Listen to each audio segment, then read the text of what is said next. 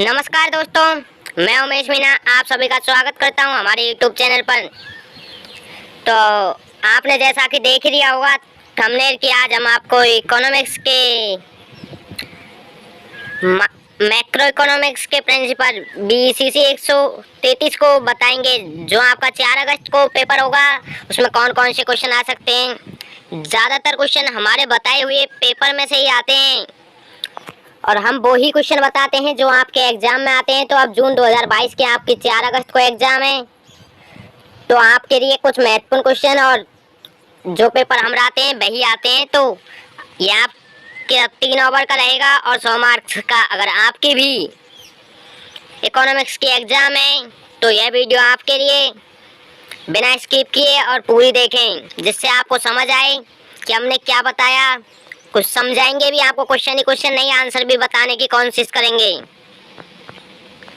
तो आपको पहला क्वेश्चन मिलेगा, समष्टि अर्थशास्त्र की संकल्पनाओं को स्पष्ट करते हुए उत्पादन संभवता को समझाइए। जो अपने मैक्रो इकोनॉमिक्स होती है, तो इसकी संकल्पना, इसकी क्या क्या अवधारणा है, क्या उत्पादन की क्या संभावनाएं हैं आगे भविष्य में, तो वो आपको बताना है। इसमें पहले क्वेश्चन में सेकंड, एक खुली अर्थव्यवस्था में उत्पादन संतुलन के महत्व को समझाइए। कि जो ओपन इकोनॉमी होती है उसमें प्रोडक्शन के संतुलन को, मतलब महत्व को समझाइए कि जो प्रोडक्शन होता है वो किस प्रकार संतुलित रहता है ओपन अर्थव्यवस्था में। तीसरा क्वेश्चन, राष्ट्रीय आय में चक्रीय प्रवाह को लिखिए और इससे संबंधित अवधारणा को लिखिए। सॉरी दोस्तों, ये क्वेश्चन की संख्या यहाँ पर डर गई थी, तो कोई बात नहीं, आप एडजस्ट कर देना। आज हम माफी चाहते हैं इसके लिए।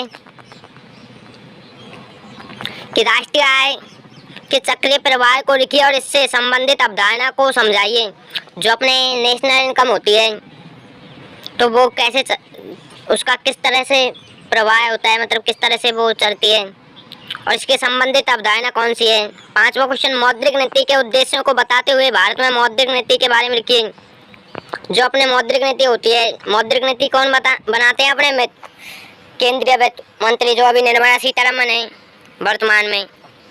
तो मौद्रिक नीति हम क्यों बनाते हैं? क्योंकि हमारे यहाँ पूर्ण रोजगार मिल जाए और इकोनॉमी संतुलित रहे। तो अब भारत में इसकी क्या स्थिति है, तो वो भारत में मौद्रिक नीति के बारे में बताइए। वो आपको इस 5वें क्वेश्चन में लिखना है। 6वां क्वेश्चन, भुगतान से किसी भी खुली अर्थव्यवस्था में राष्ट्रीय आय का रेखांकन करता है।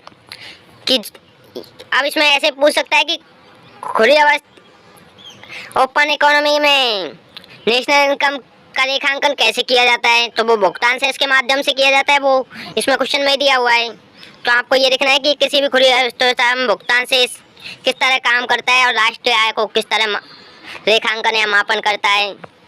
7वां, केंद्रीय प्रतिमान की राजकोषीय नीति को लिखिए। जो अपने केंद्रीय प्रतिमान ने एक राजकोषीय, मतलब सरकारी नीति बताई थी, तो वो क्या थी, या राजकोषीय नीति को लिखिए। तो वो एक ही बात होगी, क्योंकि राजकोषीय नीति में सबसे अधिक अगर हम किसी की सही मानते हैं तो वो केंद्रीय की है। 8वां, राष्ट्रीय आय मापने की विधियाँ को विस्तार से समझाइए। जो अपने नेशनल इनकम को हम किन पैरों किन कारकों से मापते हैं, तो वो आपको विस्तार से लिखना है इसमें। 9वां क्वेश्चन, पारस्परिक सिद्धांत में उत्पादन और रोजगार के महत्व को समझाइए। जो अपने पारस्परिक सिद्धांत होता है उसमें उत्पादन और रोजगार का क्या महत्व होता है, क्या इम्पोर्टेंस है, तो वो आपको इसमें लिखना है। 10वां क्वेश्चन, कैम्ब्रिज की दृष्टिकोण से मुद्रा के परिणाम सिद्धांत को लिखिए। जो मुद्रा का परिणाम होता है, मतलब मुद्रा किस तरह से इफेक्ट डालती है और किस तरह से काम करती है, तो वो कैम्ब्रिज ने बताया था। तो वो किस तरह से बताया था वो आपको लिखना है इसमें। 10वें क्वेश्चन। 11वां क्वेश्चन, मुद्रा के कार्यों को समझाते हुए बैंकिंग प्रणाली में साख सृजन को लिखिए। कि मुद्रा क्या कार्य करती है। मुद्रा अपने बोले तो हमारे जो मुद्रा होती है, जैसे भारत की मुद्रा है रुपए, तो रुपए क्या काम आते हैं आप जानते हैं।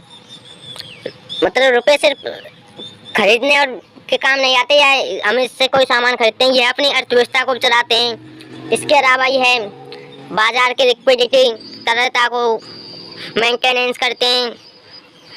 तो वो सब कुछ आपको लिखना है। तो अब इसमें दूसरा क्वेश्चन दिया है इसी ने, इसमें बैंकिंग प्रणाली में साख सृजन या निर्माण को लिखिए। जो बैंकिंग प्रणाली में पैसे के मतलब क्या सोचते हो तुम मतलब बैंक जमा कर रही है और उन्हीं पैसों को दे रही है, तो ऐसा तो नहीं है। बैंक मतलब हमसे पैसे किस तरह कमाती है, मतलब ये जमा करेगी और सिर्फ उससे पैसा कमाएगी, तो वो साख सृजन किस तरह का करती है अपना खुद का, तो वो लिखना है इसमें। अब 12वां क्वेश्चन निम्न पर टिप्पणी कीजिए। बेरोजगारी अनएम्प्लॉयमेंट एंड मुद्रास्फीति। जो अपने मतलब लगातार मुद्रा की कीमत बढ़ जाए तो मुद्रास्फीति होती है बेरोजगारी। जब योग्य व्यक्ति को काम ना मिले तो बेरोजगारी होती है। मतलब जब एक पढ़ा लिखा व्यक्ति भी मतलब बिना काम के बिना काम किए मतलब या काम मिल रहा है तो वो नीचे स्तर का मिल रहा है, अपनी योग्यता के अनुसार नहीं मिल रहा, तो वो बेरोजगारी है। जब पर मुद्रा मतलब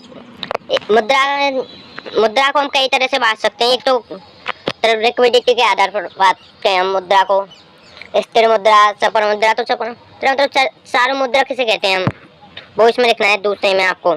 आर्थिक समृद्धि और विकास। आर्थिक विकास क्या है? अगर हम